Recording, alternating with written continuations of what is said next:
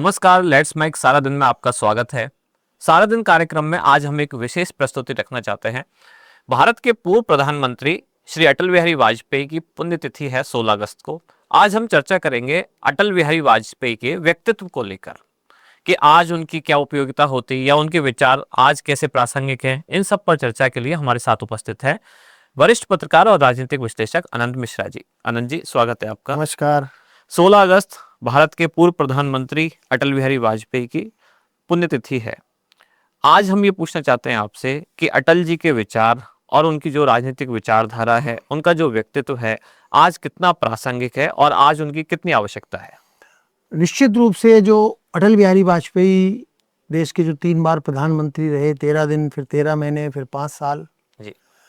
आज के दौर में जो टकराहट का दौर है, सत्ता पक्ष विपक्ष के बीच जो कटु टकराव चल रहा है, टकराव पहले भी होते थे नीतियों को लेकर, विचारधारा को लेकर, लेकिन आज जो टकराव हो रहा है वोटर लिस्ट में इसके नाम कट गए, इसके कट गए, कहीं और दूसरे ऐसे मुद्दे हैं, वोटर पुनरीक्षण की जो है उसको लेकर विपक्ष कुछ चाहता है, सत्ता पक्ष कुछ जा रही है, हर मामला सुप्रीम कोर्ट के उसमें जा रहा है, उपराष्ट्रपति पद से जगदीप धनखड़ को इस्तीफा देना पड़ा। तो इतना टकराहट का माहौल इससे पहले कभी नहीं रहा। अटल बिहारी वाजपेयी वो व्यक्ति थे जो विपक्ष में रहे तब भी सत्ता पक्ष उनकी प्रशंसा करता था कि अटल बिहारी वाजपेयी से सीखना चाहिए, और जब वो सत्ता पक्ष में रहे तो उन्होंने ये दिखाया कि अपने सहयोगियों को किस तरह साथ लेकर सरकार चलाई जाती है। 182 भारतीय जनता पार्टी मैक्सिमम जीती अटल जी के समय, और 272 का आंकड़ा चाहिए बहुमत के लिए। तो 90 सांसदों का समर्थन जो उन्होंने जुटाया, किसी के पास 1 सांसद था, किसी के पास 5 सांसद थे, किसी के पास 10 सांसद थे। 1998 में जब उनकी सरकार बनी दूसरी बार, तो 13 महीने में गिर गई। जयललिता ने श्रीलंका के मुद्दे पर समर्थन वापस खींच लिया, सरकार गिर गई। लेकिन ऐसा भी दौर रहा है कि अटल जी के साथ द्रमुक और अन्ना द्रमुक, जो दोनों घुर विरोधी हैं तमिलनाडु के, वो अटल जी को सपोर्ट करते थे। एक सरकार में है, एक बाहर से समर्थन कर रहा था। ऐसा राजनीति में बहुत कम देखने को मिला है। और अटल जी जब विपक्ष के नेता भी रहे हों, चाहे प्रधानमंत्री, जब संसद में बोलते थे तो उनकी वाक्पटुता है, उसको सुनने के लिए, उसको समझने के लिए, उनके जो समय देते थे अपने भाषण को बनाने के लिए, उसमें एक एक चीज देश के प्रति झलकती थी। पार्टी से ऊपर, जब विपक्ष के नेता थे तब भी वो भारतीय जनता पार्टी के बजाय राष्ट्र की बात रखते थे। तो अटल बिहारी वाजपेयी का जीवन आज के दौर में सरकार में बैठे लोगों के लिए बहुत ज्यादा प्रेरणा का स्रोत होना चाहिए। सिर्फ उनकी पुण्यतिथि पर, उनकी समाधि पर जाकर पुष्प चढ़ाना, एक कोई पोस्ट कर देना कि अटल जी के बारे में, अटल जी के जो पद चिन्ह हैं, अटल जी ने जो जिस विचारधारा के लिए, जिस राजनीति के लिए, जिस स्वच्छता के लिए राजनीति में, उन पे कोई भ्रष्टाचार के आरोप नहीं लगे, उन पे कोई भाई भतीजावाद के आरोप नहीं लगे। तो ये भारतीय जनता पार्टी को ये सीखना है कि अटल जी ने तमाम विषम परिस्थितियों के बाद, जो 2 पे भारतीय जनता पार्टी 84 में आ गई थी, उस 2 को 182 तक कैसे ले गए। 182 से 282 ले जाना आसान है, लेकिन 2 से 182 ले जाना, वो अटल जी ने जो करके दिखाया देश की राजनीति में। और यही कारण रहा कि जब अटल जी विपक्ष के नेता थे तब भी प्रधानमंत्री ने उनको, नरसिम्हा राव ने संयुक्त राष्ट्र संघ में अपना नेता बना के भेजा। आज भी कई नेता गए थे ऑपरेशन सिंदूर से पहले, लेकिन उसमें 6-7 प्रतिनिधिमंडल थे। किसी में कांग्रेस का शशि थरूर ने नेतृत्व किया, किसी में राजीव रंजन ने किया, लेकिन अटल जी के उस समय पूरा देश का एक ही प्रतिनिधिमंडल संयुक्त राष्ट्र में, और अटल जी उसको नेता बना के। तो प्रधानमंत्रियों को भी उस समय जो थे कांग्रेस के, उनको विश्वास था कि अटल जी संयुक्त राष्ट्र हो या किसी भी मंच पर वो देश हित की बात करेंगे। तो अटल बिहारी वाजपेयी का राजनीतिक जीवन जो है वो हर दृष्टि से, वो एक बहुत अच्छे कवि भी थे, कविताएं लिखते थे, कविताओं में उनकी संवेदना व्यक्त होती थी। 1957 में पहली बार जब वो बलरामपुर से सांसद बने, तब से लेके 2009 तक वो सांसद रहे, 52 साल तक। और हमारे जो दर्शक है उनको भी देखकर सुनकर शायद आश्चर्य लगे कि अटल बिहारी वाजपेयी एकमात्र ऐसे नेता थे देश में जो 6 लोकसभा सीटों से अलग अलग चुनाव लड़के जीते। आज जो भी आदमी, जो भी सांसद, जो भी नेता एक सीट पकड़ लेता है, उसको लगता है कि दूसरी जगह चला गया तो मैं हार नहीं जाऊं। अटल बिहारी वाजपेयी बलरामपुर से लड़े, लखनऊ से सांसद रहे, जी। नई दिल्ली से सांसद रहे, ग्वालियर से सांसद रहे, विदिशा से सांसद रहे और गुजरात की राजधानी गांधीनगर से सांसद रहे। 6 जगह से उन्होंने चुनाव लड़े। दिल्ली भी आ गया, उत्तर प्रदेश भी आ गया, मध्य प्रदेश भी आ गया, गुजरात भी आ गया। आज कितने नेता हैं कि जो अपने क्षेत्र को छोड़ के दूसरी जगह से चुनाव लड़ सके? उनको लगता है कि अगर वहां जाऊंगा तो मुझे कौन जानता है। लेकिन अटल जी के लिए पार्टी ने जहां भी कहा कि आपको विदिशा जाना है, आपको गांधीनगर जाना है, आपको लखनऊ जाना है, जहां भी जाना है, वहां से वो चुनाव लड़े। और उन्होंने ये दिखाया कि बड़ा वो नेता नहीं कि लंबे समय तक प्रधानमंत्री कौन रहता है। बड़ा नेता वो जिसको ये रहे कि मैं कहीं भी चला जाऊंगा जनता का मुझे प्यार मिलेगा, जनता का मुझे आशीर्वाद मिलेगा।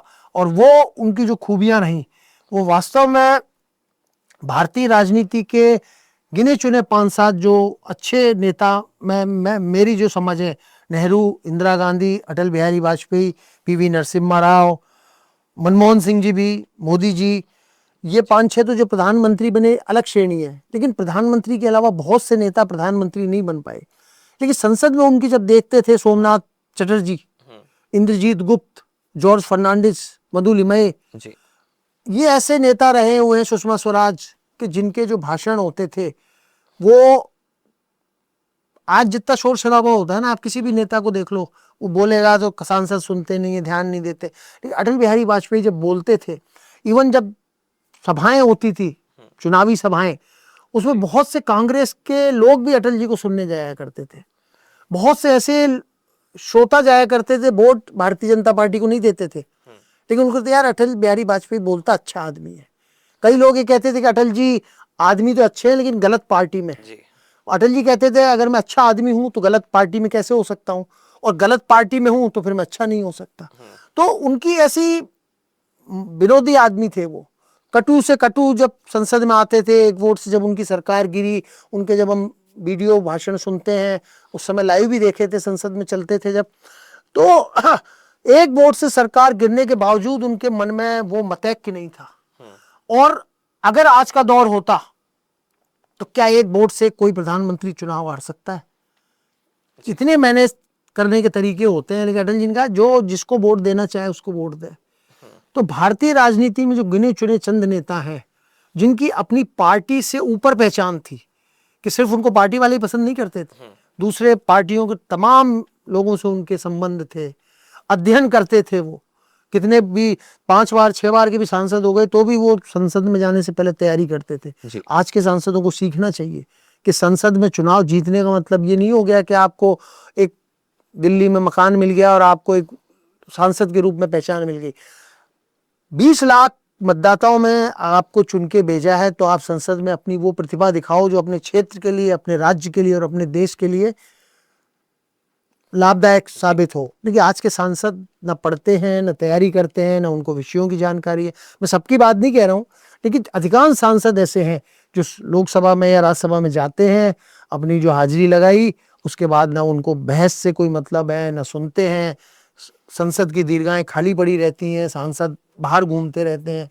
ये अटल बिहारी वाजपेयी एक ऐसा राजनीति में व्यक्तित्व, ऐसी किताब है जिसको अगर राजनेता सफल होना चाहता है तो भले कांग्रेस का हो चाहे भारतीय जनता पार्टी का हो, उसको उनके जीवन से बहुत सी चीजें सीख लेनी चाहिए कि हम विरोधी दल में होने के बावजूद भी विरोध हमारा विचारधारा से होना चाहिए, व्यक्ति से नहीं। आज के दौर में जो राजनीति पनप रही है ना, उसमें व्यक्ति को देखना पसंद नहीं करता। बिल्कुल, यही मेरा अगला सवाल है। आज अगर हम संसद की चर्चाएं सुने तो ऐसा उसमें लगता है कि व्यक्तिगत कटुता झलकती है और इसमें एक दूसरे को नीचे दिखाने की होड़ है, और ऐसा लगता है कि अंदर से एक दूसरे को पसंद नहीं करते। वाजपेयी जी के दौर की अगर हम संसद की चर्चाएं सुने तो ऐसा लगता है वहां देश को या जनता को ध्यान में रख के चर्चाएं की जा रही हैं और कोई व्यक्तिगत मनमुटाव नहीं है। वाजपेयी जी का ज्यादातर समय विपक्ष में ही बीता। आज का जो विपक्ष है उनको वाजपेयी जी से क्या क्या चीजें सीखनी चाहिए? हाँ, ये अच्छा सवाल है। सत्ता पक्ष को तो उनसे सीखना ही चाहिए, लेकिन आज कांग्रेस पिछले 11 साल से विपक्ष की भूमिका में है। अटल जी जब विपक्ष के नेता थे तो संसद में किस तरह बोलते थे, उनके पास 50 सांसद भी अगर थे, लेकिन अटल जी जब बोलने खड़े होते थे तो पूरा संसद उनको सुनती थी, क्योंकि इसलिए नहीं सुनती थी कि अटल जी बहुत अच्छा बोलते थे, वो इसलिए सुनते थे कि अटल जी कोई ऐसी बात कहेंगे जो देश हित में होगी, जिस विषय पे बहस चल रही उस विषय में वो अपना अनुभव का ज्ञान देंगे, इसलिए सारे सांसद सुनते थे। आज कांग्रेस विपक्ष में है, कांग्रेस को निश्चित रूप से संसद में सरकार को घेरने का उसके पास जिम्मेदारी है, सरकार को घेरना चाहिए, लोकतांत्रिक अधिकार। लोकतांत्रिक अधिकार है, विपक्ष की भूमिका में लोगों ने भेजा है। लेकिन जब आप संसद के अंदर होते हो तब आपको यह समझना चाहिए कि सरकार को तर्क वितर्क बहस में हराए। हो हंगामे में हल्ला गुल्ला होने से संसद का समय व्यर्थ होता है, देश की जो टैक्स पेयर उनका पैसा बर्बाद होता है। कितने दिन संसद चलती है, जितने दिन चलती है उसमें आधे समय तो हंगामा और उसमें हो जाती है। सांसद बाहर गांधी जी की प्रतिमा के आगे बैठकर फोटो खिंचाना, सेल्फी लेना, उसको अपनी शान समझने लगे हैं। संसद सिर्फ जाने का बहस का से ऊपर मुद्दा है कि उसमें आप जाओ तो आप पार्टी लाइन की बजाय राष्ट्र के हित की बात करो, वो चाहे भाजपा के लोग हों, चाहे कांग्रेस के हों, चाहे दूसरी पार्टी हों। तो कांग्रेस को ये सीखना चाहिए कि विपक्ष में जब अटल जी थे तो किस तरह उनका व्यवहार होता था, किस तरह वो सरकार को घेरते थे अपने तीक्ष्ण कटाक्षों से, अपनी जो अनुभव है या पुरानी सरकारों के उदाहरण देते हुए जिस तरह घेरते थे, उस तरह अगर विपक्ष करे। आप जरूरी नहीं कि आप किसी विरोधी नेता को अगर आप सुनोगे तो उसकी विचारधारा से प्रभावित हो जाओगे, लेकिन हम आज के दौर में क्या होता है कि पक्ष हो या विपक्ष हो एक दूसरे की कमियां देखते हैं। अटल जी के जीवन से आपको विपक्ष को ये देखना चाहिए कि उनमें क्या अच्छाइयां थी। अच्छे वक्ता थे, सबको साथ लेके चलते थे पूरे। आज जैसे अटल जी एनडीए के नेता थे, सब नेता उनको अपना नेता मानते थे। आज कांग्रेस में क्या स्थिति है, इंडी गठबंधन बनाया, ममता बनर्जी अपनी दावेदारी कभी जताती हैं, कभी नीतीश जब विपक्ष के साथ थे तब नीतीश ने पहला जो अधिवेशन पटना में किया था उन्होंने भी अपनी इच्छा जताई थी कि मैं इसका अध्यक्ष बन जाऊं। तो अध्यक्ष बनने की होड़ एक चीज है, लेकिन जब आप भारतीय जनता पार्टी या मोदी सरकार को हराने की बात करते हो तो जो भी विपक्ष का नेता हो उसमें यह काबिलियत होनी चाहिए कि अरविंद केजरीवाल को भी एक टेबल पे लाए, सिर्फ डिनर के लिए नहीं। आए डिनर खेचा, विपक्षी एकता हो गई, विपक्षी एकता वो नहीं है। अगर आप दिल्ली में, पंजाब में, गुजरात में, गोवा के में कांग्रेस के खिलाफ लड़ रहे हो तो उस डिनर का क्या मतलब है जी। आप कम्युनिस्ट और ममता अगर बंगाल में लड़ रहे हैं तो क्या मतलब है, केरल में कांग्रेस और कम्युनिस्ट लड़ रहे हैं और दिल्ली में आप इंडी गठबंधन में साथ बैठ रहे हो। तो ये विपक्ष में जो भी नेता हैं, राहुल गांधी अभी विपक्ष के नेता हैं, मल्लिकार्जुन खड़गे कांग्रेस के अध्यक्ष हैं, अटल जी के जीवन से उनको अगर ये प्रेरणा ले सके, उनको सीखे उनके भाई अटल जी का विपक्ष के नेता के रूप में किस तरह व्यवहार था, प्रधानमंत्री के रूप में किस तरह था, ये बीजेपी वालों को सोचना चाहिए। उनसे सीखते हैं नहीं सीखते अलग चीज है, लेकिन भारतीय जनता पार्टी के तमाम नेताओं को जितने भी हैं, पुण्यतिथि या जयंती पर उनके चित्र पर माला चढ़ाना या उनकी समाधि स्थल पर जाके पुष्प चढ़ाना, ये अटल जी को श्रद्धांजलि देना नहीं है। अटल जी को श्रद्धांजलि भारतीय जनता पार्टी तभी दे पाएगी जब उनकी कार्यशैली पर चले, जब उनके जो उन्होंने एक रास्ता बनाया, विचारधारा को, सिद्धांतों को लेते हुए सबको साथ लेके जो चलने की उनकी एक परंपरा थी, उनकी एक खूबी थी, खासियत थी, भारतीय जनता पार्टी उससे सीखे।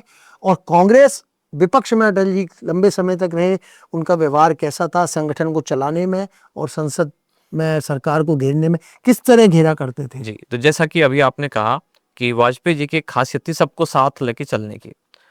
इन दिनों में हमने देखा एनडीए जो गठबंधन है, बीजेपी जिसका प्रमुख दल है, उसके दो बड़े और पुराने साथी, एक पंजाब में अकाली दल और दूसरा महाराष्ट्र में शिवसेना, उससे अलग हो गए। आज की बीजेपी में या आज की बीजेपी के जो लीडर हैं उनमें ऐसे कौन से गुण की कमी है कि वो इन सबको साथ लेके नहीं आ पा रहे हैं?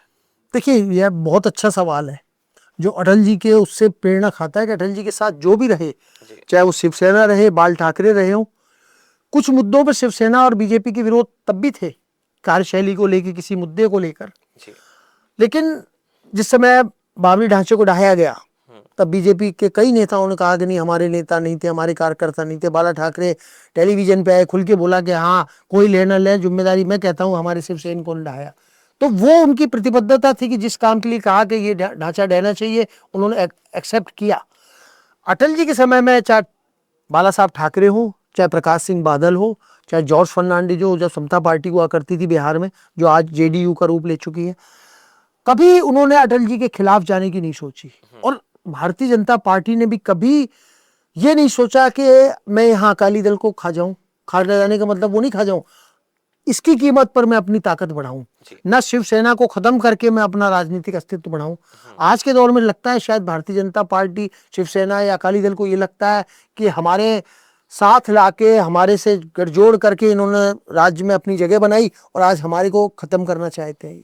तो जो वहां पे शिवसेना में टूट हुई या एनसीपी में टूट हुई या अकाली दल अलग हो गया, बीच में नीतीश कुमार भी छोड़ के चले गए थे, तो आपके जो 3-3 दशक के पुराने साथी छोड़ के क्यों गए? क्या ऐसी कारण थे? विचारधारा की तो कोई लड़ाई नहीं थी, सिद्धांतों की कोई लड़ाई नहीं थी, व्यक्तिगत टकराव या एक दूसरे को समझने में जो कमी रही, एक दूसरे की जो म्यूचुअल अंडरस्टैंडिंग होती है वो चीज नहीं रही। तो भारतीय जनता पार्टी को ये भी सोचना चाहिए कि जिन सहयोगी दलों ने 40 साल 30 साल हमारा साथ दिया, वो आज हमसे अलग क्यों चले गए। और बड़े भाई की भूमिका में भारतीय जनता पार्टी है, तो उसका दायित्व ज्यादा होता है, उसकी जिम्मेदारी ज्यादा बनती है कि उन लोगों से संपर्क करें कि भाई क्या कारण रहे, और साथ अगर आ सकते हैं तो जोड़ना चाहिए। जोड़ने की कला, ये मानना पड़ेगा कि आज देश गठबंधन की राजनीति में चल रहा है। 282 भारतीय जनता पार्टी ने 2014 में जीती, अपने बल पे सरकार बना सकती थी लेकिन उसने सहयोगियों को लिया। 303 सीटें 2019 में जीती, अपने दल पे बना सकते थे लेकिन सहयोगियों को लिया। लेकिन इस बार जब 241 पे भारतीय जनता पार्टी अटक गई और उनको 31 सीटों का और सहयोग चाहिए था, चंद्रबाबू नायडू हो चाहे नीतीश हो या और छोटे दल, उन्होंने सहयोग दिया। तो हमको सरकार बनानी है, इसलिए सिर्फ गठबंधन में इसको शामिल कर लो, ये सोच से ज्यादा सोच ये होनी चाहिए कि अगर हमने इसको साथ जोड़ा है और ये हमसे अलग हो रहा है तो हमें क्या कमी है, कौन सी ऐसी कमी जिसकी वजह से अकाली दल हमको साथ छोड़ के चला गया, कौन सी ऐसी कमी है जो उद्धव ठाकरे को कांग्रेस का हाथ पकड़ना पड़ा। भारतीय जनता पार्टी के आज के जो नेता हैं उनको अटल जी से सीखना चाहिए कि 23 दलों को एक साथ लेकर कैसे चले, ये बड़ी चीज है। अटल जी के व्यक्तित्व की अगर बात करें तो जैसे आपने कहा समरसता, सबको साथ लेके चलने की प्रवृत्ति उनमें थी।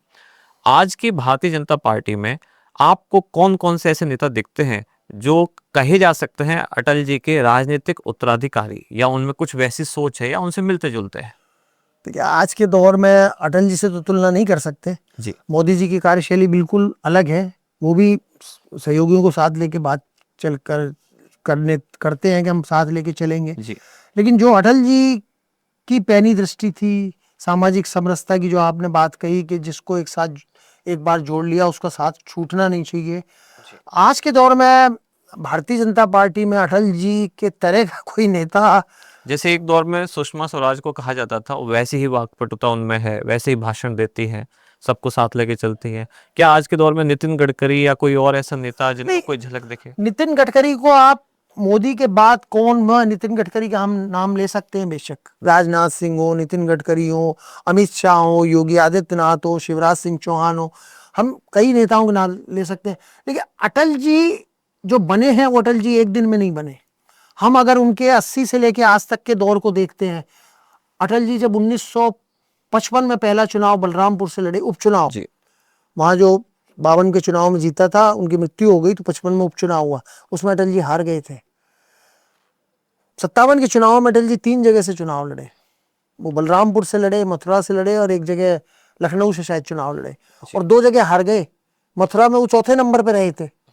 आज के तारीख में किसी को ये हो सकता है क्या, अटल जी इतने बड़े नेता और पहले चुनाव में चौथे नंबर पे रहे वो 57 में। 3 सीटों से पार्टी ने इसलिए लड़ाया कि अटल जी जैसा व्यक्ति संसद में जाना चाहिए। मथुरा से नहीं, कहीं तीनों में से कहीं से तो जीत जाएंगे, चलो एक जगह से जीते। उसके बाद जब 91 और 96 वो 2 जगह से चुनाव लड़े, वो लखनऊ से भी लड़े और गांधीनगर से भी लड़े, विदिशा से भी लड़े, क्योंकि उद्देश्य ये नहीं था कि अटल जी हार जाएंगे, उद्देश्य ये था कि अटल जी अगर एक जगह से लड़ेंगे तो उस राज्य में पार्टी को मजबूती मिलेगी। जिस तरह नरेंद्र मोदी बड़ौदा से भी चुनाव लड़े थे और वाराणसी से भी चुनाव लड़े थे, ताकि पूरी उत्तर प्रदेश में जो भारतीय जनता पार्टी के संगठन को और मजबूत किया जा सके।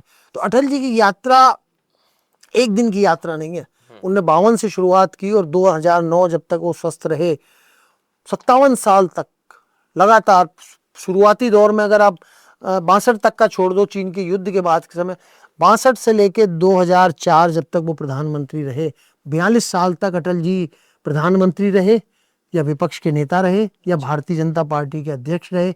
उनकी राजनीति में जो एक जरूरत थी, उनकी उपयोगिता रही उनकी। ये नहीं कि अटल जी आज विपक्ष में है तो अटल जी का महत्व नहीं है। कांग्रेस के तमाम नेता उनसे संसद में मिलते थे। आज की दौर की तरह नहीं कि अगर भारतीय जनता पार्टी के उधर कमरे की तरफ चला गया तो किसी को लगेगा कि अरे ये भाजपा में तो नहीं जा रहा है क्या। उस समय ऐसी चीज नहीं थी, मिलते थे, अपने टकराव विचारधारा और सिद्धांतों का था, कार्यशैली को लेकर विचार था, व्यक्तिगत टकराव नहीं था। जैसा आपने कहा कि आज के दौर में जो व्यक्तिगत टकराव हो गया, व्यक्तिगत टकराव को खत्म करने में भाजपा और कांग्रेस के नेताओं को अटल जी से सीखना चाहिए कि वो किसी भी वो भारतीय जनता पार्टी में रहे, लेकिन उनके कांग्रेस और कम्युनिस्टों से बहुत अच्छे संबंध थे। और कभी भारतीय जनता पार्टी के दूसरे नेता या संघ के नेताओं ने ये नहीं सोचा कि यार अटल जी उनसे क्यों मिलते हैं। बिल्कुल। दूसरे से मिलने का मतलब है कि आप उसकी दो खूबियां अगर सीख सको, अपने में ला सको, तो आपका कद बढ़ेगा। तो अटल जी के जो जीवन से, उनकी वीडियो देखें, संसद में वो किस तरह बोलते थे, सार्वजनिक सभाओं में वो किस तरह बोलते थे, आम गैर राजनीतिक लोगों से उनका कैसे संबंध था। तो ये अटल जी के जीवन से पुण्यतिथि पे अगर उनको भारतीय जनता पार्टी के लोग श्रद्धांजलि देना चाहते हैं तो उनके जीवन शैली पे चलने की सोचें, और कांग्रेस विपक्ष की भूमिका में अटल जी कैसे थे उसका अगर मनन करें, चिंतन करें, तो कांग्रेस को इसमें फायदा मिलेगा। अब एक अंतिम सवाल ये है, क्या भारतीय राजनीति में अटल बिहारी वाजपेयी जैसा कोई व्यक्तित्व, कोई लीडर फिर से देखने को मिलेगा? देखिए आगे क्या होगा, क्योंकि आज हम 78 साल हुए हैं, अभी देश सालों चलेगा, सदियों चलेगा। कल अटल जी जैसा या अटल जी से अच्छा व्यक्ति हो सकता है पैदा, नेहरू जी से अच्छा व्यक्ति कोई हो सकता है पैदा, इंदिरा गांधी से अच्छी कोई महिला नेता देश में आ सकती है, प्रधानमंत्री बन सकती है। लेकिन आज के संदर्भ में अगर देखें तो अटल जी ने, मैंने जैसा पहले कहा कि अटल जी 1 दशक में 2 दशक में अटल जी नहीं बने, वो बने हैं 40-50 साल की यात्रा के बाद। उसमें धैर्य भी रखना पड़ता है। आज की तारीख में क्या होता है कि आप पिछले अभी 11 साल की अगर हम बात करें तो जब से भारतीय जनता पार्टी आई है, कांग्रेस के तमाम नेता, चाहे ज्योतिरादित्य सिंधिया हो, चाहे जतिन प्रसाद हो, चाहे वो मिलिंद देवड़ा हो, या यहाँ के भी महेंद्रजीत सिंह मालवीय गए, अमरिंदर सिंह गए, AK एंटोनी के लड़के गए, मतलब तमाम ऐसे नेता हैं कि जो भारतीय जनता पार्टी में गए। उन नेताओं को शायद लगता है कि कांग्रेस अब सत्ता में नहीं आ सकती, तो हमको अगर सत्ता चाहिए तो भारतीय जनता पार्टी का दामन। लेकिन अटल जी जब 2 सीटें आई तब भी वो डगमगाए नहीं। कोई ये नहीं सोच सकता था कि अटल जी दूसरी पार्टी में जा सकते हैं, या उन्होंने दूसरी पार्टी के नेताओं को तोड़ने के लिए कभी कोई कोशिश नहीं की। उनकी विचारधारा से प्रेरित होकर कोई आया हो तो बात अलग है। तो राजनीति में सबसे बड़ी है कि लंबी दूरी की राजनीति वही राजनेता तय कर सकता है जिसमें धैर्य हो, 1-2 हार से वो विचलित नहीं हो। 84 में जब हारे अटल जी, खुद माधवराव सिंधिया से हार गए थे, ग्वालियर से, और एक बड़ी हार थी वो।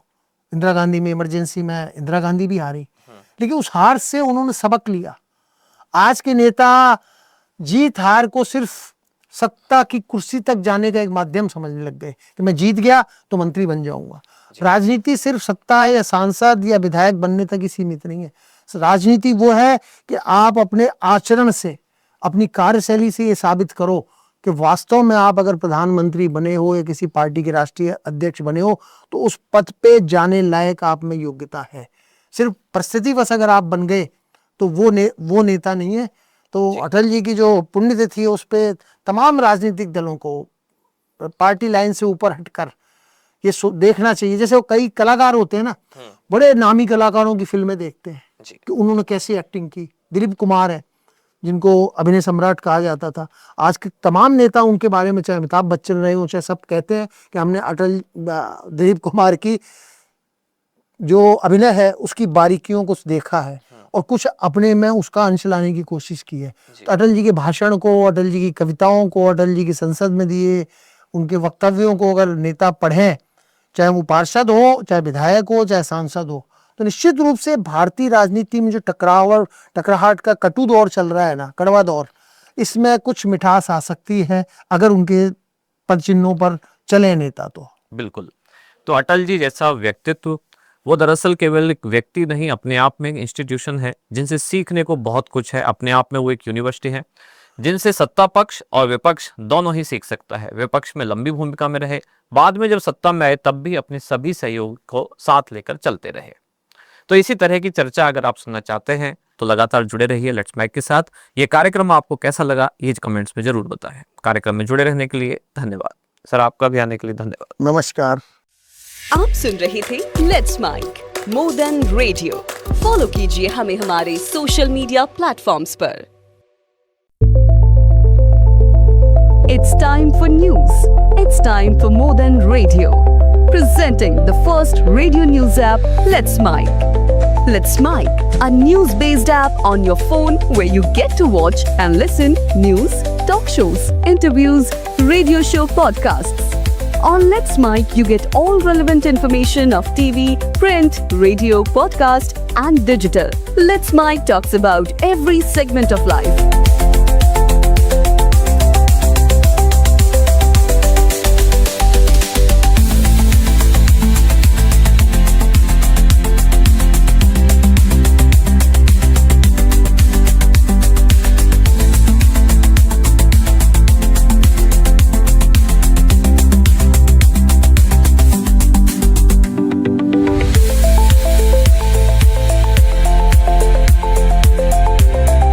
Download the app now from Play Store. Available both on Android and iOS mobile phones. Follow us on YouTube, Instagram, Twitter, LinkedIn, Facebook, Telegram, WhatsApp, Snapchat. Let's talk, let's connect, and let's mic.